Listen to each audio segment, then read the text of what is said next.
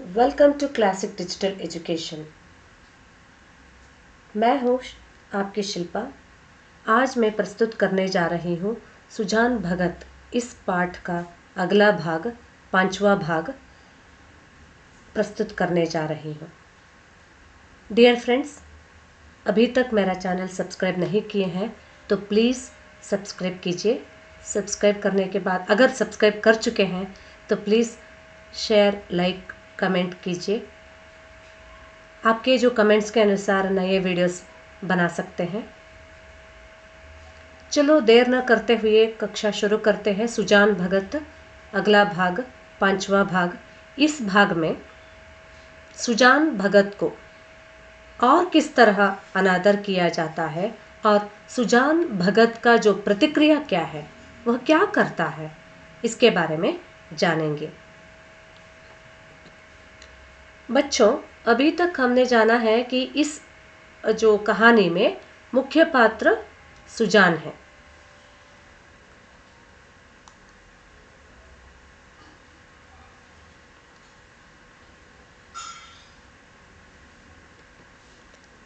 इस कहानी में अभी तक हमने 3 पात्रों के बारे में जाना है, जैसे कि सुजान भगत, उसकी पत्नी बुलाकी और बड़ा लड़का भोला।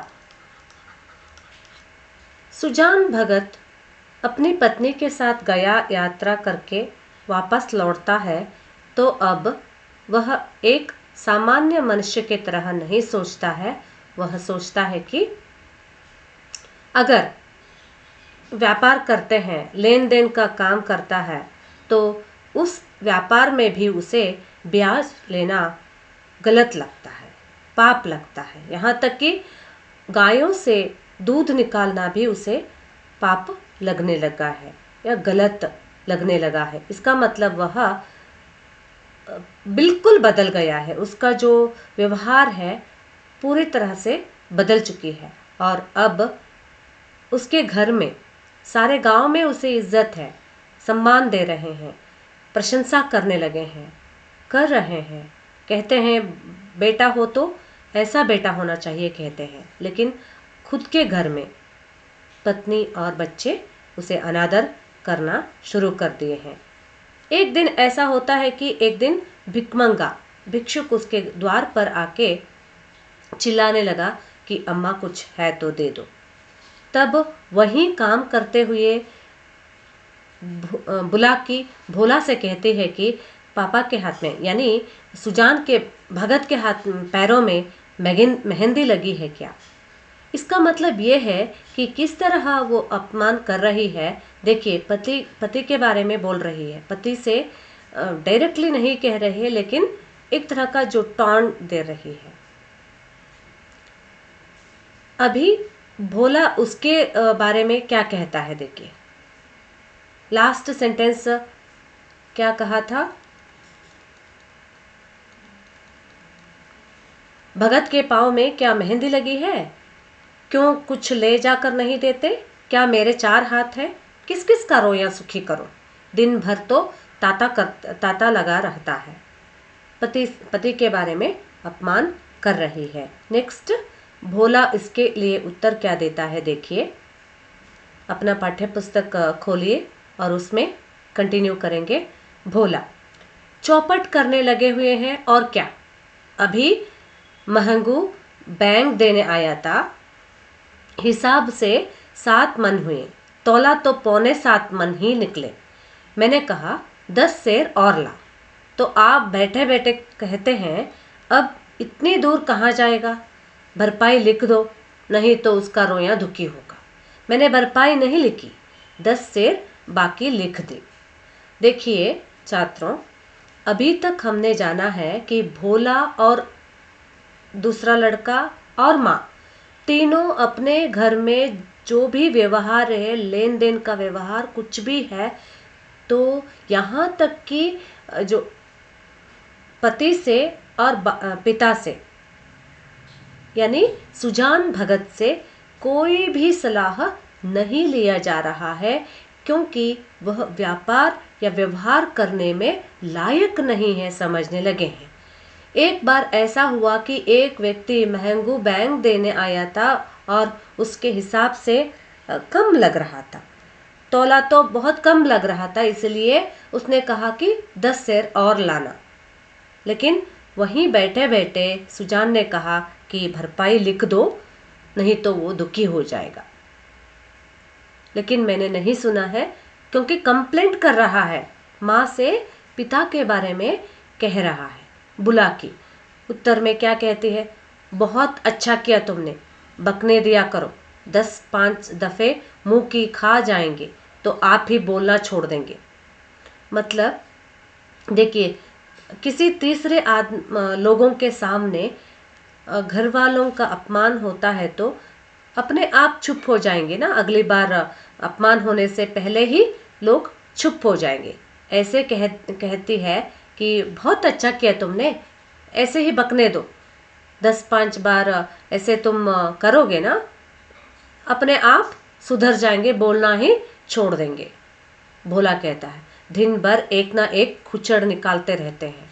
100 दफे कह दिया कि तुम घर गृहस्थी के मामले में ना बोला करो, पर इनसे बिना बोले रह ही नहीं जाता।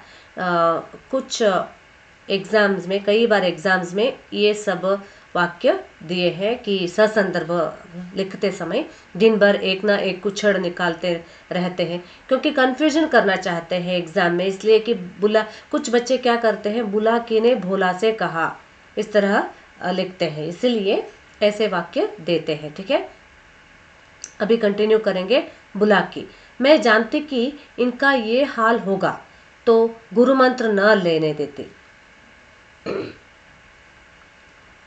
भोला, भगत क्या हुए कि दीन दुनिया दोनों से गए, सारा दिन पूजा पाठ में ही उड़ जाता है।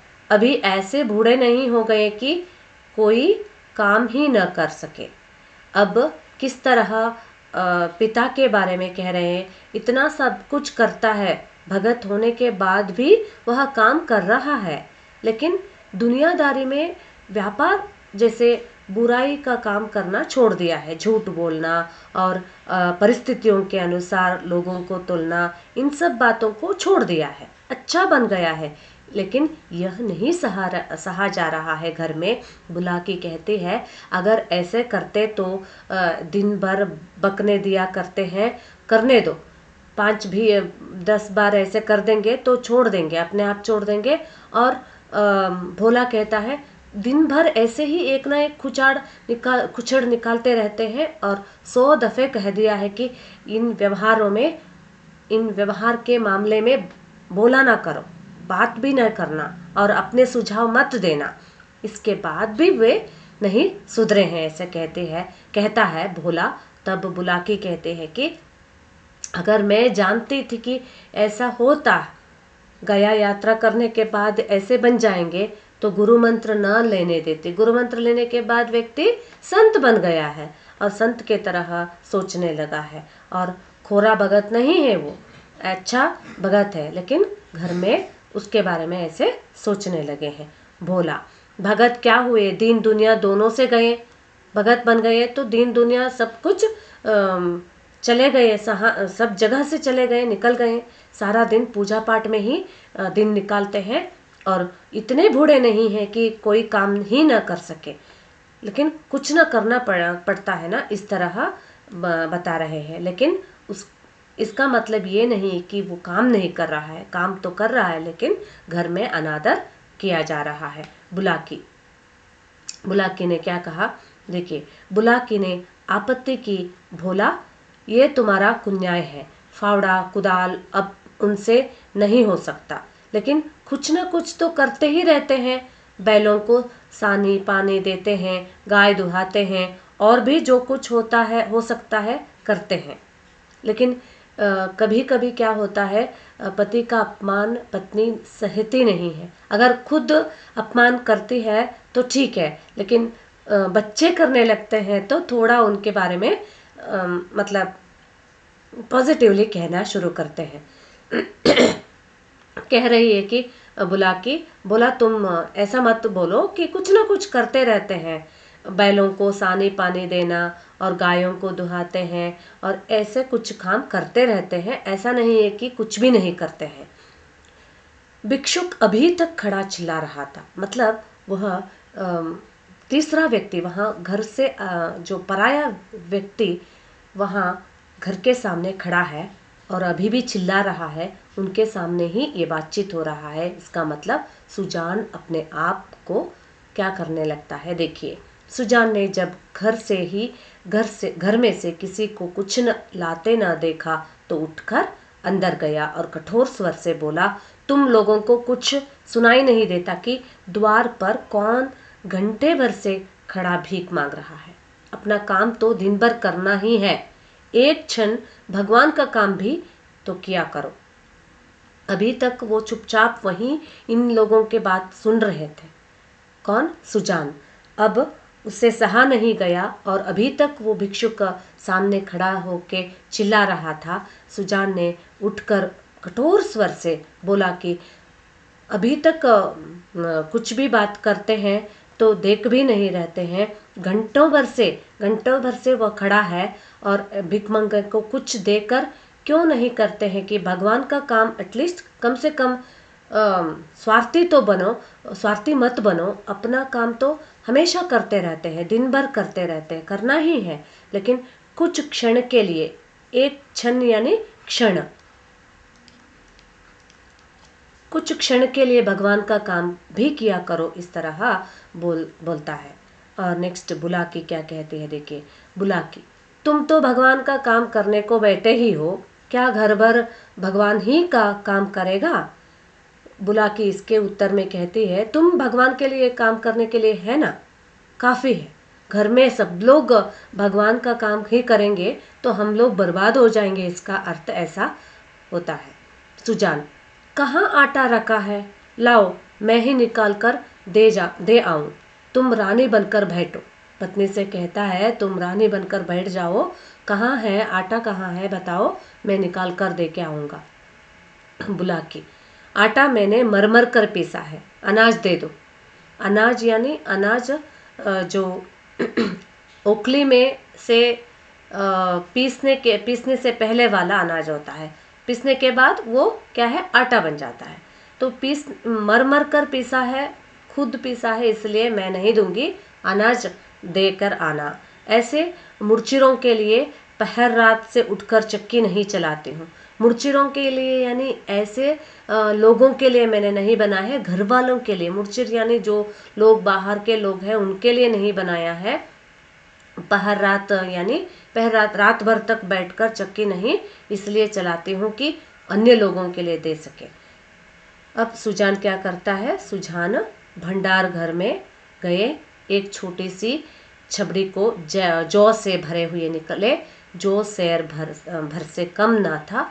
सुजान ने जानबूझकर केवल बुलाकी भोला को चिढ़ाने के लिए भिक्षा परंपरा का उल्लंघन किया था, इस पर भी यह दिखाने के लिए कि छबड़ी में बहुत ज्यादा जौ नहीं है। वह उसे चुटकी से पकड़े हुए थे।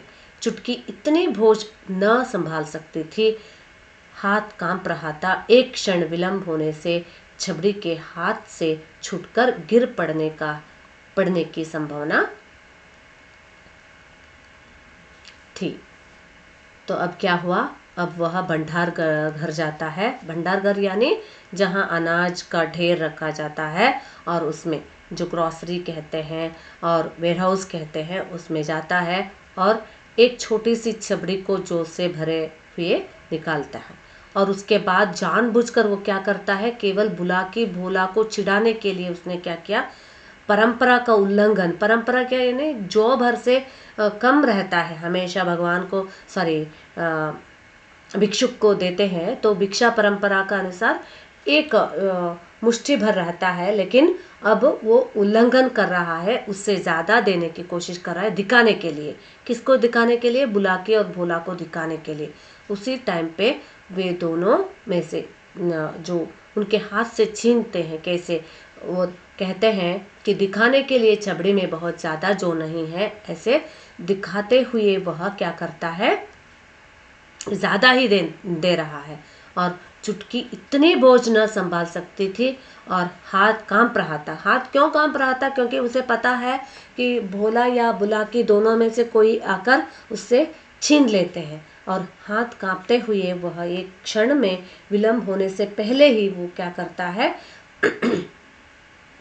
उसे देने की कोशिश करता है। अब नेक्स्ट क्लास में हम देखेंगे कि अगर रोकता है तो कौन रोकता है, और सुजान भगत के हाथ से कौन भिक्षा पात्र छीन लेता है। ध्यान से देखेंगे, और अभी तक जो भी पढ़ाया है उसे आप अभ्यास करते रहिए। ऐसे ही पढ़िए बच्चों। अगले क्लास में हम इसके जो आगे का भाग है, नेक्स्ट लेसन नेक्स्ट पेज में जो है उसे नेक्स्ट क्लास में सिखाएंगे। डियर फ्रेंड्स, अभी तक मेरा चैनल अभी सब्सक्राइब नहीं किए हैं तो प्लीज़ सब्सक्राइब कीजिए। सब्सक्राइब कर चुके हैं तो अपने दोस्तों के साथ और अपने छात्रों के साथ शेयर कीजिए। लाइक कमेंट्स करते रहिए।